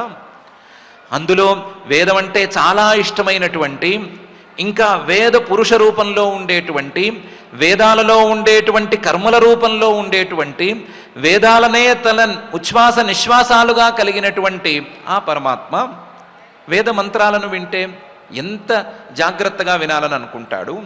అంత జాగ్రత్తగా అవధార్య, వాళ్ళు పలికే ప్రతి అక్షరాన్ని జాగ్రత్తగా విని బ్రహ్మ అవధార్య ఒక్కసారి సంతోషించాడు. ఎందుకు సంతోషించాడు? వేదం పలకటం మాత్రం కాదు, వీళ్ళు వేదాలను ఏదో చెప్పటం అని కాదు, ప్రస్తుత సందర్భానికి సరిపోయేటట్లుగా పరమాత్మ తత్వాన్ని బోధించేటట్లుగా ఈ యజ్ఞవరాహమూర్తిని పొగిడేటట్లుగా ఉండేటువంటి మంత్రాలను సెలెక్ట్ చేసుకుని ఆ సెలెక్టెడ్ మంత్రాలతోనే స్తుతి చేస్తున్నారు అని కనిపెట్టాడు. దాంతో ఆత్మగుణానువాదం, తన యొక్క గుణాలను అనువదించేటువంటి మంత్రాలనే, అందులోనూ ఈ సందర్భంలో యజ్ఞవరాహ రూపాన్ని ధరించి ఉన్నటువంటి ఈ సందర్భంలో ఉండేటువంటి ఆ శ్రీహరి తాలూకు గుణాలను చెప్పేటువంటి మంత్రాలనే వీళ్ళు సెలెక్ట్ చేశారు, సెలెక్టెడ్ మంత్రాలనే ఉచ్చరిస్తున్నారు అని చూసి చాలా సంతోషించాడు. అందుకని వాళ్ళ మంత్రాలలో ప్రతి అక్షరాన్ని శ్రద్ధగా విన్నాడు. తేషాం సతాం వేద వితానమూర్తి బ్రహ్మ అవధార్య ఆత్మగుణానువాదం. విన్నవాడు లోపల సంతోషించాడు అనుకున్నాం కదా. లోపల సంతోషించాడు అని ఎవరికి తెలుస్తుంది అంటే, లోపల సంతోషించాడు అనేదాన్ని వినద్య భూయ మరొకసారి గర్జనతో ఆయనే ప్రకటించాడు. మరొకసారి ఆనందంగా గర్జన చేశాడు. ఆ గర్జన వింటేనే ఈ స్తుతులకు సంతోషించాడు ఆయన, శ్రద్ధగా విన్నాడు, విన్న వాటిని ఆయన అక్నాలెడ్జ్ చేశాడు అనే విషయం తెలిసిపోతోంది. అలాంటి స్థాయిలో వినద్య భూయ, వీళ్ళు స్తుతి చేస్తూనే ఉంటారు, వీళ్ళు ఆపరు, మంత్రాలు చెప్తూనే ఉంటారు అని కూడా అనుకుని విబుధోదయాయ, వీళ్ళందరికీ మంచి చేయటానికే కదా నేను వచ్చాను, వీళ్ళందరికీ కూడా సాక్షాత్గా కానీ పరంపరగా కానీ ఆశ్రయమైనటువంటి భూమిని స్వస్థానంలోకి ప్రవేశపెట్టడానికే కదా నేను వచ్చాను, అందువల్ల ఆ పని చూడాలి, వీళ్ళు స్తుతి చేస్తూ ఉంటే వింటూ కూర్చోకూడదు అనుకున్నాడో ఏమో. విబుధోదయాయ, వీళ్ళందరికీ ఒక మంచి ఫలితాన్ని అందించటం కోసం గజేంద్రలీల, వరాహమూర్తే అయినప్పటికీ చూడటానికి ఒక పెద్ద ఏనుగులాగా ఈయన కనిపిస్తున్నాడు. ఆ గజేంద్ర లీలతో ఏనుగులాగా కనిపించేటువంటి తన రూపంతో జలం ఆవివేశ, అక్కడ ఉండేటువంటి గర్భోదం అనే పేరు గల జలాన్ని ప్రవేశించాడు, ఆ జలంలోకి ప్రవేశించాడు అని మహర్షి గారు చెప్తున్నారు. ఆ మహర్షులందరూ వేదమంత్రాలతో ఆయన్ని స్తుతి చేసుకున్నారు. ఆ స్తుతిని యజ్ఞవరాహమూర్తి శ్రద్ధగా విన్నాడు. ఆ స్తుతిలో తన యొక్క గుణానువాదాలన్నీ ఉండటం అనేదాన్ని గమనించాడు. గమనించిన దానికి సంతోషించాడు. తన సంతోషాన్ని మరొకసారి గర్జనతో ప్రకటించాడు. ప్రకటించి ఇక మీద పనిలోకి దిగుదాము అన్నట్లుగా బొడుంగున ఆ నీళ్ళలోకి దూకేశాడు అని ఈ శ్లోకంలో మహర్షి గారు చెప్తున్నారు. దూకినవాడు ఎలా దూకాడు, ఆయన ఆ దూకేటప్పుడు చూడటానికి ఎలా ఉన్నాడు అనే విషయాన్ని మహర్షి గారే 2 శ్లోకాలలో వర్ణిస్తున్నారు. ఉత్క్షిప్తవాల ఖచర కఠోర సటా విధున్వన్ ఖర రోమశత్వక్ ఖురాహతాభ్ర సితదంష్ట్ర ఈక్షా జ్యోతిర్బభాసే భగవాన్ మహీధ్ర అనే శ్లోకంలోను పై శ్లోకంలోను. ఉత్క్షిప్తవాల ఆయన వరాహ రూపంలో వచ్చాడు కదా. వరాహం లాంటి జంతువులు వేగంగా ఎక్కడికైనా వెళ్ళదలుచుకున్నప్పుడు తోకెత్తి ఆ తోకను నిటారుగా ఉంచి పరిగెత్తుతాయి కదా. అలాగే ఆయన ఆ వరాహ నియమాన్ని ఇక్కడ పాటించాడు. పాటించి ఉత్క్షిప్తవాల తన తోకను గట్టిగా ఎత్తి నిటారుగా ఉంచాడు. ఖచరహ ఆయనకప్పుడు పరిగెత్తటానికి మిగతా సామాన్యమైన వరాహాలు పరిగెత్తటానికి ఉన్నట్లుగా భూమి మొదలైనదేమీ లేవు కదా. అందువల్ల ఆకాశంలోనే ఆయన పరుగులు పెట్టాడు. ఖచరహ కఠోర చూడటానికి చాలా కఠినంగా ఉన్నాడు అనే సంగతి తెలిసిపోతోంది. సహజంగానే వరాహం అనేది కొంచెం గట్టిగా ఉంటుంది. అందులోనూ ఈయన గండశిలా సమహ రాయిలాగా బండరాయిలాగా కఠినంగా ఉన్నాడు ఉండేవాడు. ఆ వెళ్ళేటప్పుడు సటాహ విధున్వన్ తన గొంతుకు లేదా తన కంఠభాగంలో ఉండేటువంటి రోమాలని విధున్వన్ ఇటు అటు ఊపేశాడు. సటాహ విధున్వన్ ఖర రోమశ త్వక్ ఆయన గొంతు మీద ఉండేటువంటి లేదా స్కంధంలో ఉండేటువంటి వెంట్రుకలు మాత్రమే కాదు, ఆయన శరీరం మీద ఉండేటువంటి వరాహ రూపంలో ఉండే ఆయన శరీరం మీద ఉండేటువంటి ప్రతి రోమము కూడా ఖరం చాలా కఠినంగా ఉంది. రోమశం ఆ కఠినమైనటువంటి రోమాలు ఒంటి నిండా ఉన్నాయి. అలాంటి రోమాలన్నిటినీ కలిగి ఉండేటువంటి త్వక్ చర్మ కూడా చాలా కఠినంగా ఉంది. రోమాలు ఖరంగా తీక్ష్ణంగాను కఠినంగాను ఉన్నాయి. ఆ రోమాలు ఉండేటువంటి శరీరం చర్మం కూడా చాలా కఠినంగా ఉంది, ఖరంగా ఉంది. అలాంటి ఖర రోమశ త్వక్ కఠినమైనటువంటి బలమైనటువంటి శరీరంతో ఆయన వెళుతున్నాడు. వెళ్ళేటప్పుడు ఆకాశంలో వెళుతున్నాడు అనుకున్నాం కదా. ఆ ఆకాశంలో కూడా ఈ మనం ముందే అనుకున్నట్టుగా క్లౌడీ స్టేట్లో ఉండేటువంటి నీరు ఉంది. అభ్రహ అంటే మేఘాలు ఎన్నెన్నో ఉన్నాయి. ఆ మేఘాలన్నిటినీ కూడా ఖురాహతాభ్రహ తన గిట్టలతో పగలగొడుతున్నాడు అన్నట్లుగా ఉన్నాడు. ఖురాహతాభ్రహ సితదంష్ట్ర ఆయన 2 కోరలు తెల్లగా చక్కగా కనిపిస్తున్నాయి. సితదంష్ట్ర ఈక్షా జ్యోతి ఆయన 2 కళ్ళు ఎర్రగా 2 జ్యోతిస్సుల్లాగా 2 వెలుగుల్లాగా వెలుగొందుతున్నాయి. ఆ కళ్ళ తాలూకు వెలుగుతోనే ఈయన దారి చూసుకుని ముందుకెళ్తున్నాడు అన్నట్లుగా ఉన్నాయి.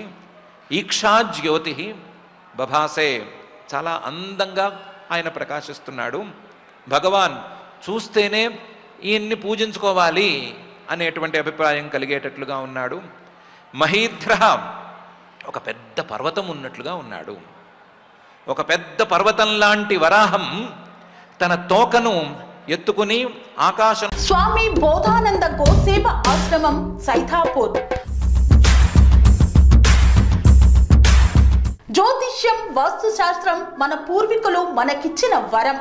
దుర్గాదేవి కాలభైరవ ఉపాసనతో వాక్సిద్ధి పొందిన శ్రీ శ్రీ బోధానందగిరి స్వామివారు మీకు ఎలాంటి సమస్యలున్నా, వాటిలో ముఖ్యంగా ధన నష్టం, ఆరోగ్య నష్టం, భార్యాభర్తల మధ్య గొడవలు, ప్రేమించుకున్న వారు దూరం అవడం, ఎన్ని సంబంధాలు వచ్చినా పెళ్లి ముడి పడకపోవడం, రోడ్డు ప్రమాదాలు, అప్పుల బాధలు, వ్యవసాయంలో నష్టాలు, పెద్దల మాట పిల్లలు వినకపోవడం, ఆరోగ్య శాంతి, గృహశాంతి, మనశ్శాంతి లేకపోవడం, ఇలాంటి సమస్యలు ఉన్నట్లయితే ఒక్కసారి స్వామీజీని కలవండి. మీ సమస్యలకు తగిన పరిష్కారాన్ని పొందండి. అంతేకాక అన్ని రకాల వ్యాధులకు గోపంచకవ్య మరియు మూలికా వైద్యం చేయబడును. నమ్మకంతో రండి, ఆయురారోగ్యాలతో వర్ధిల్లండి. మా అడ్రస్ స్వామి బోధానంద గోసేవ ఆశ్రమం, సైదాపూర్, వీరభద్రస్వామి గుడి దగ్గర, యాదగిరిగుట్ట.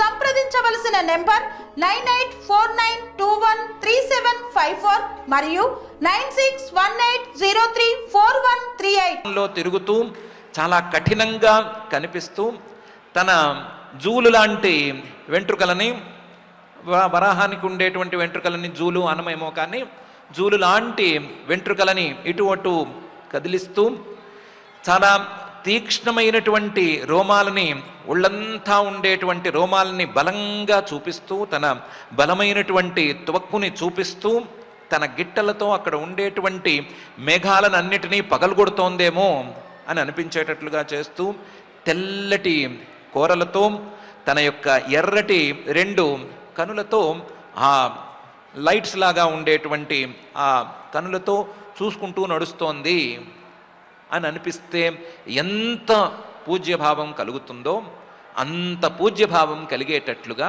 ఆయన ఉన్నాడు అని ఈ శ్లోకంలో వర్ణించుకుంటున్నారు. ఉత్క్షిప్తవాల ఖచర కఠోర సటా విధున్వన్ ఖర రోమశత్వక్ ఖురాహతాభ్రసితదంష్ట్ర ఈక్ష జ్యోతిర్బభాసే భగవాన్ మహీధ్ర అనే ఈ శ్లోకంలో. ఇంతేకాదు, ఘ్రాణేన పృథ్వ్యా పదవీం విజిఘ్రన్ క్రోడాపదేశ స్వయమధ్వరాంగ కరాలదంష్ట్రోప్యకరాల దృగ్భ్యాం ఉద్వీక్ష్య విప్రాన్ గుణతో విషత్కం అని ఆయన ఆ నీటిలో ప్రవేశించినటువంటి తీరుని 2వ శ్లోకంలో కూడా మహర్షి గారు వర్ణిస్తున్నారు. ఆయన వరాహ రూపంలో ఉన్నాడు. వరాహం అనేది ఎప్పుడు వెళ్ళినా సరే, ఎక్కడికి వెళ్ళినా సరే ఏం చేసుకుంటూ వెళుతుంది అంటే మూతిని కిందకి దించి తన ముక్కులతో వాసన చూసుకుంటూ కదా వెళుతుంది. అలాగే ఈయన కూడా తన మూతిని కిందకి దించి ముక్కుతో వాసన చూసుకుంటూ వెళ్ళాడు. చూడ్డానికి ఎలా ఉంది అంటే ఘ్రాణేన పృథ్వ్యా పదవీం విజిఘ్రన్ అన్నట్లుంది. భూమిని పైకి తేవాలి అని కదా ఆయన వచ్చాడు. భూమిని పైకి తేవాలి అంటే భూమిని వెతకాలి నీళ్ళలోనూ. భూమిని ఎలా వెతకాలి అంటే వాసన చూసి వెతకాలి అని అనుకున్నట్లుగా ఘ్రాణేన పృథ్వ్యా పదవీం విజిఘ్రన్ అన్నట్లుగా ఈయన మూతి కిందకి దించి వాసన చూసుకుంటున్నట్లుగా నీళ్ళలోకి ప్రయాణమయ్యాడు. అందులోనూ పృథివీ తాలూకు గుణం గంధం కాబట్టి ఆ గంధాన్ని నేను నా ఘ్రాణేంద్రియంతో కనిపెడతాను అన్నట్లుగా ఈయన చూపిస్తున్నాడు అని ఎందుకు అంటున్నారు అంటే క్రోడాపదేశ. ఈయన చూపించవలసిన అవసరమేమీ లేదు. ఈయన ఇలా చూపిస్తే నమ్మవలసిన అవసరం మనకి లేదు. పృథివీని కావాలనుకుంటే ఇంకో రకంగా కూడా తన స్థానంలోకి చేర్చగలడు ఈయన.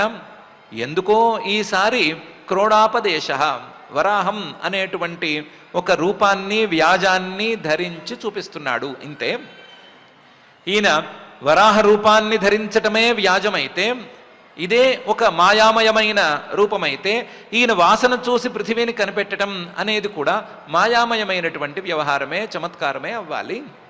కాబట్టి ఘ్రాణేన పృథ్వ్యా పృథివీం విజిఘ్రన్ క్రోడాపదేశ స్వయం అధ్వరాంగ. ఈయన ఈ వరాహ రూపాన్ని ధరించటానికి 2 కారణాలు ఉన్నాయని చెప్పుకోవచ్చు.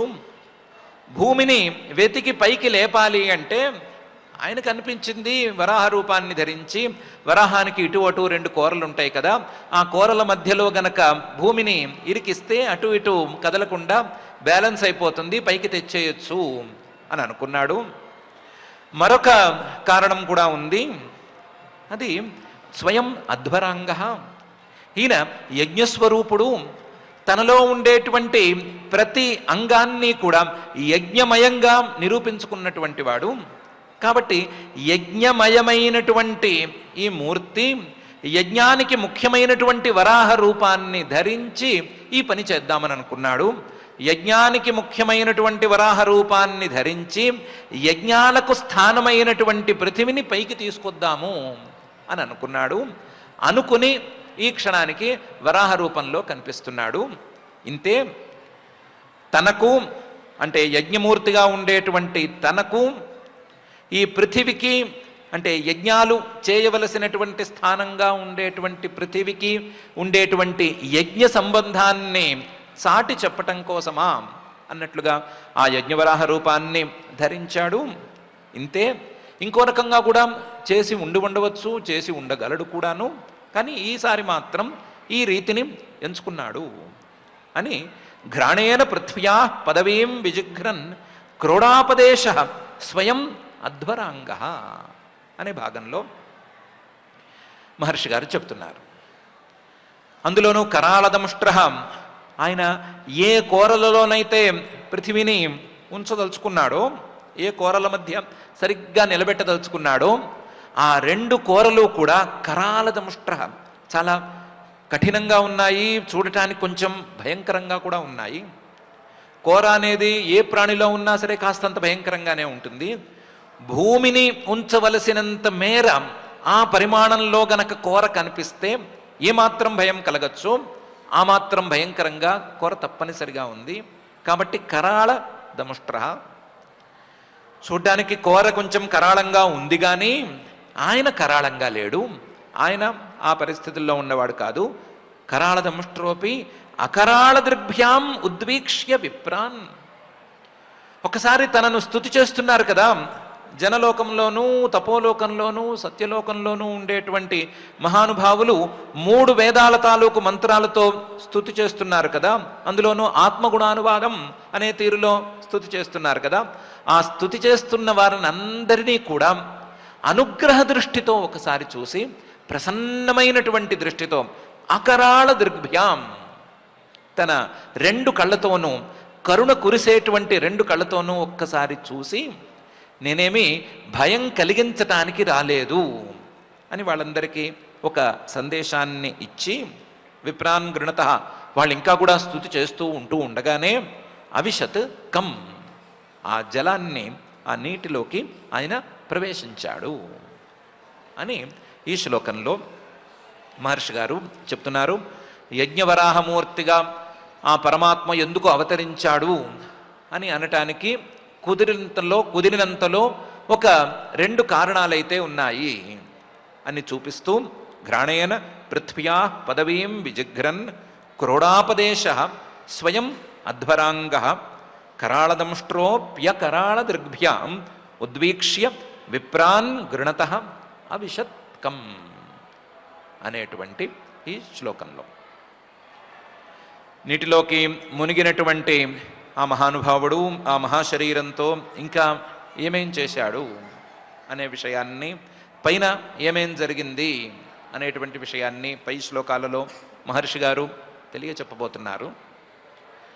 ఇప్పటికైతే యజ్ఞవరాహమూర్తిని బ్రహ్మగారు, ఆయన పిల్లలు లేదా జనలోక నివాసులు, పైలోకంలో నివసించేటువంటి వాళ్ళు అర్థం చేసుకున్నట్లుగా కనీసం వారంతా కాకపోయినా సుమారుగానైనా మనం కూడా అర్థం చేసుకున్నాము. కానీ ఆయన్ని అర్థం చేసుకోవలసినటువంటి తీరు కేవలం వరాహ రూపం అనేటువంటి తీరు కాదు, యజ్ఞస్వరూపం అనేటువంటి తీరు అనే విషయాన్ని మహర్షి గారు చాలా విస్తృతమైనటువంటి వర్ణనతో మనకు తెలియచెప్తున్నారు. స్వయమధ్వరాంగ, యజ్ఞ ఇలాంటి పదాలతో ఆయన అక్కడక్కడ చెప్తూనే ఉన్నారు. ఆ విషయాన్ని మనం గట్టిగా అర్థం చేసుకుని, యజ్ఞవరాహ రూపంలో వచ్చినటువంటి పరమాత్మ యజ్ఞాలకు స్థానమైనటువంటి ఈ పృథివిని సరి అయిన స్థానంలో ఉంచి, అది గతి మార్గంలో ఏ గతి మార్గంలో ఉండాలో ఆ గతి మార్గంలో ఉంచి, ఆ గతి మార్గంలో ఉండేటువంటి ఈ భూమి మీద యజ్ఞస్థానాల మీద మనల్ని ఉంచాడు. అంటే మన బాధ్యత ఏమి ఉండవచ్చు అనే విషయంలో మనం కొత్త ఆలోచన చేసుకుందాం. ఆ యజ్ఞవరాహమూర్తిని మనం చేయవలసిన, మనకు యోగ్యత ఉన్న, మనకు విహితమైనటువంటి యజ్ఞాలతో, వైదికమైనటువంటి కర్మలతో, ఆయన చెప్పినటువంటి బాధ్యతలతో అన్నిటితోనూ కొలుచుకునేందుకు మనం ప్రయత్నం చేసుకుందాం. అలాంటి ప్రయత్నాన్ని మనందరికీ కూడా కలిగించి సఫలం చేయవలసిందిగా యజ్ఞవరాహ క్షేత్ర నివాసి అయినటువంటి ఈ జగజ్జన్మ స్థితి లయ కారణమైనటువంటి శ్రీనివాస పరమాత్మని భక్తిగా ప్రార్థించుకుందాం. ఇక పారాయణ కార్యక్రమాన్ని ప్రారంభించుకుందాం. ఈరోజు 3వ స్కంధంలో 13వ అధ్యాయంలో ఉన్న శ్లోకాలు ప్రారంభం నుంచి మనం పారాయణ చేసుకుంటూ ఉన్నాం. అథ శ్రీమద్భాగవతే పారమహంస్యాం సంహితాయాం తృతీయ స్కంధే త్రయోదశాధ్యాయే శ్లోకాః శ్రీశుక ఉవాచ నిశమ్యవాచం వదతో మునేః పుణ్యతమాం నృప భూయః పప్రచ్ఛ కౌరవ్యో వాసుదేవ కథాదృతః విదుర ఉవాచ స వై స్వాయంభువః సమ్రాట్ ప్రియః పుత్రః స్వయంభువః ప్రతిలభ్య ప్రియాం పత్నీం కించకార తతో మునే చరితం తస్య రాజర్షేః ఆదిరాజస్య సత్తమ బ్రూహి మే శ్రద్దధానాయ విశ్వక్సేనాశ్రయో హ్యసౌ శ్రుతస్య పుంసాం సుచిరశ్రమస్య నన్వంజసా సూరిభిరీడితోర్థః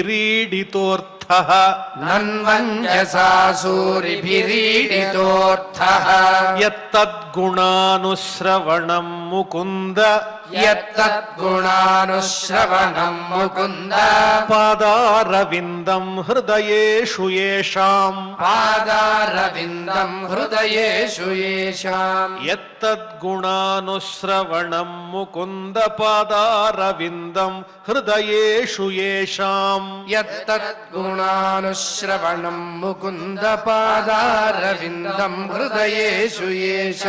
శ్రీశుక ఉవాచ ఇతి బ్రువాణం విదురం వినీతం సహస్రశీర్ష్ణశ్చరణోపధానం ప్రహృష్టరోమా భగవత్కథాయాం ప్రణీయమానో మునిరభ్యచష్ట మైత్రేయ ఉవాచ యదా స్వభార్యయా సాకం జాతః స్వాయంభువో మనుః ప్రాంజలిః ప్రణతశ్చేదం వేదగర్భమభాషత త్వమేకః సర్వభూతానాం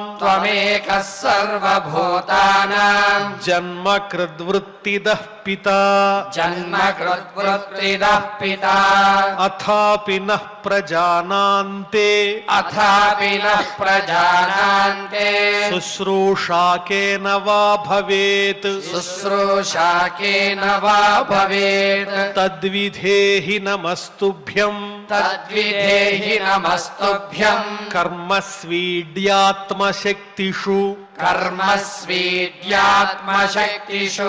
యత్కృత్వేహ యశో విశ్వక్ అముత్ర చ భవేద్గతిః బ్రహ్మోవాచ ప్రీతస్తుభ్యమహంతాత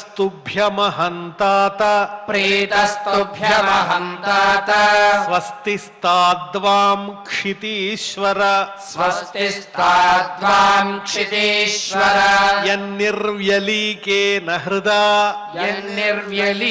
येन हृदा शाधिमेत्यात्मनार्पितम् शाधिमेत्यात्मनार्पितम् एतावत्यात्मजैर्वीर एतावत्यात्मजैर्वीर कार्याह्यपचितिर्गुरौ कार्याह्यपचितिर्गुरौ शक्त्या प्रमत्तैर्गृह्येत शक्त्या प्रमत्तैर्गृह्येत सादरं गतमत्सरैः सादरं गतमत्सरैः सत्त्वमस्यामपत्यानि सत्त्वमस्यामपत्यानि सदृशान्यात्मनो गुणैः सदृशान्यात्मनो गुणैः उत्पाद्य शासधर्मेण उत्पाद्य शासधर्मेण गायज्ञैः पुरुषं यज गायज्ञैः पुरुषं यज परं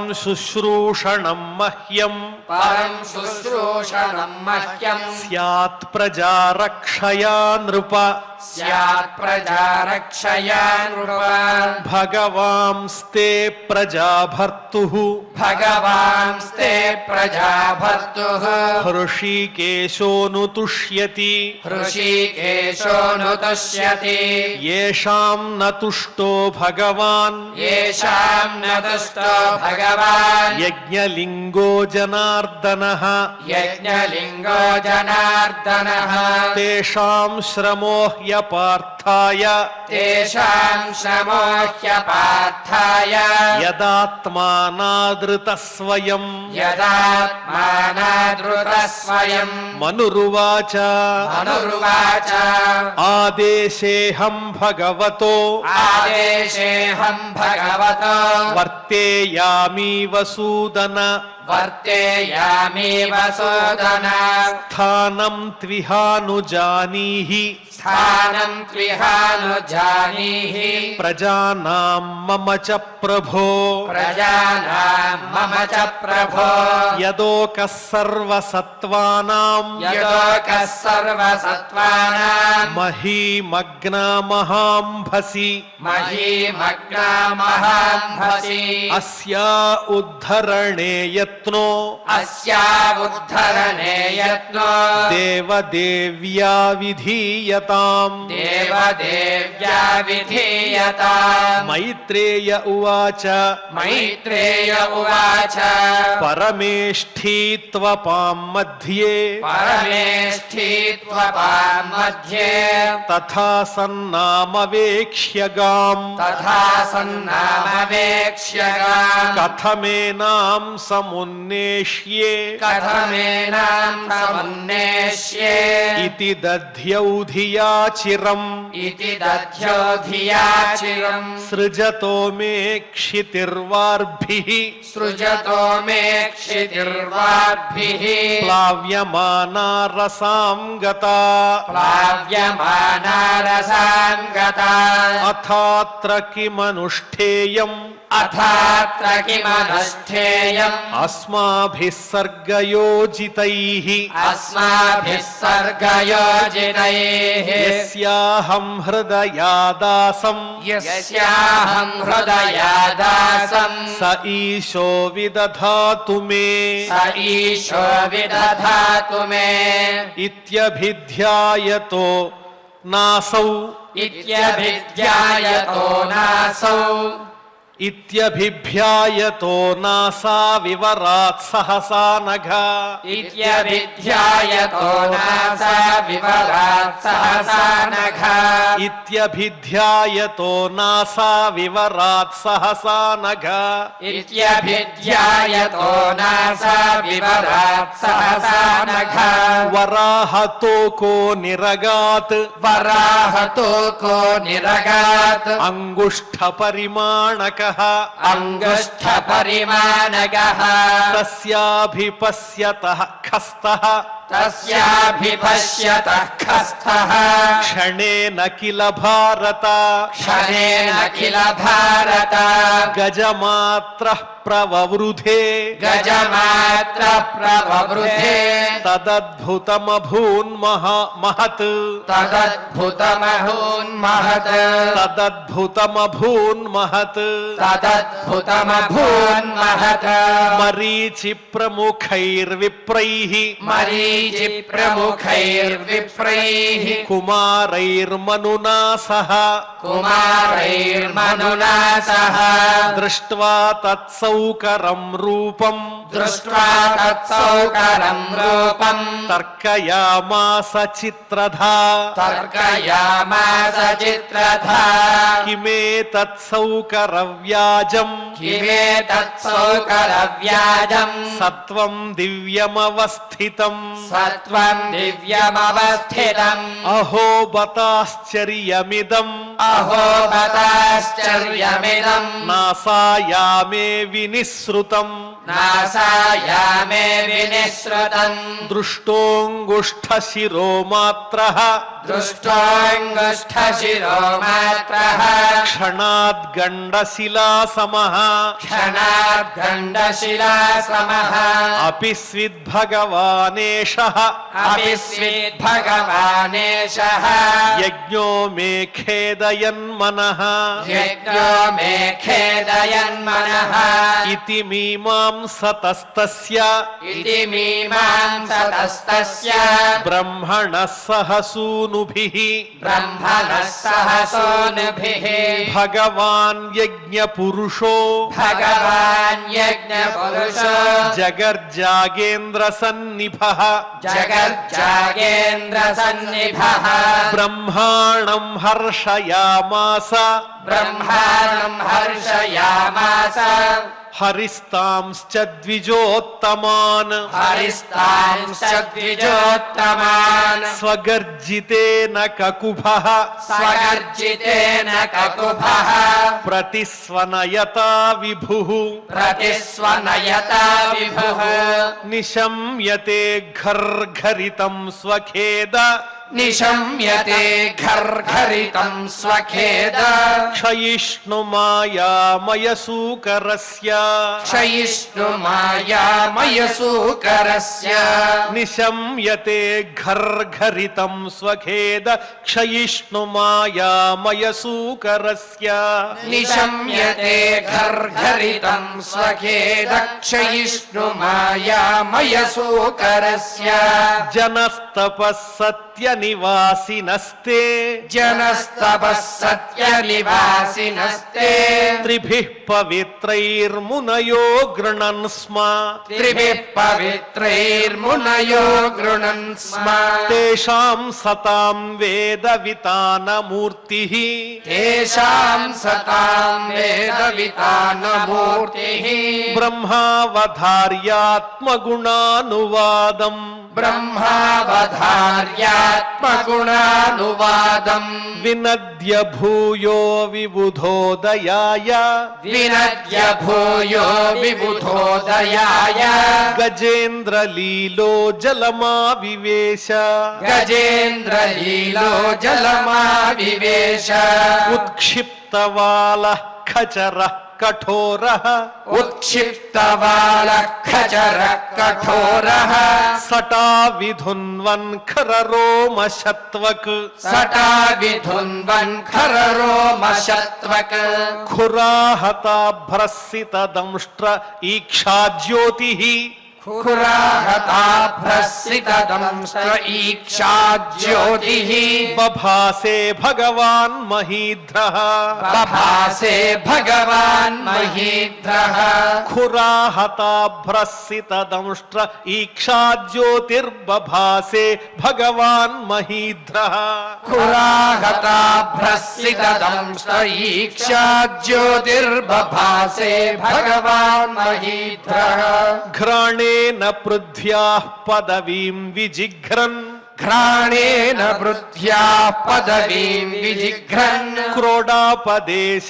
స్వయమధ్వరాంగః క్రోడాపదేశ స్వయమధ్వరాంగః కరాలదంష్ట్రోప్యకరాలదృగ్భ్యాం करालदंष्ट्रोऽप्यकरालदृग्भ्या उद्वीक्ष्य विप्रान् गृणतो विशत्कम् उद्वीक्ष्य विप्रान् गृणतो विशत्कम् इति श्रीमद्भागवते श्रीमद्भागवते पारमहंस्यां संहितायां पारमहंस्यां संहितायां तृतीयस्कन्धे तृतीयस्कन्धे त्रयोदशाध्याये श्लोकाः त्रयोदशाध्याये श्लोकाः ఓం నమో వెంకటేశాయ.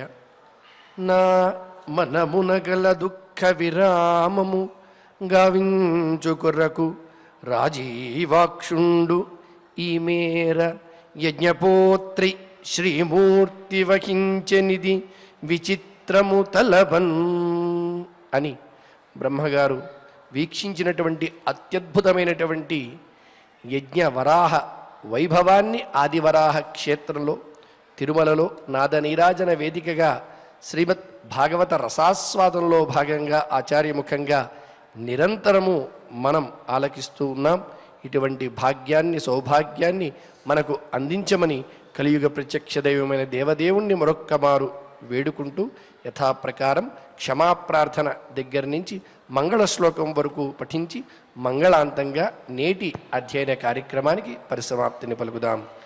అథ क्षमा प्रार्थना यदक्षरपदभ्रष्टं मात्राहीनं च यद्भवेत् तत्सर्वं क्षम्यतां देव नारायण नमोऽस्तु ते.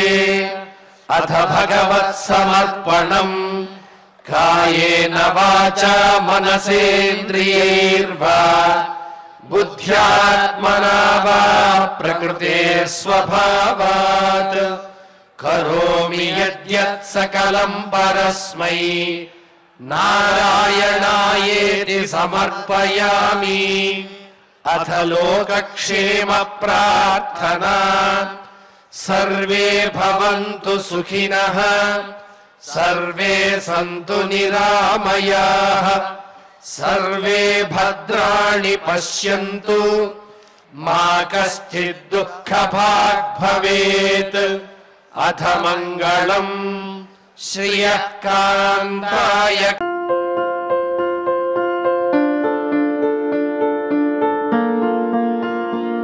సంస్కృతి సంప్రదాయం ప్రేమ ఆప్యాయత రాజసం ఉట్టిపడే వేడుకలకు అనువైన ప్రదేశం ఎంఎల్ఎన్ కన్వెన్షన్ హాల్. కని విని ఎరుగని రీతిలో జరిగే మీ ఇంటి కళ్యాణ వైభోగానికి అందమైన కళ్యాణ వేదిక ఎంఎల్ఎన్ కన్వెన్షన్ హాల్.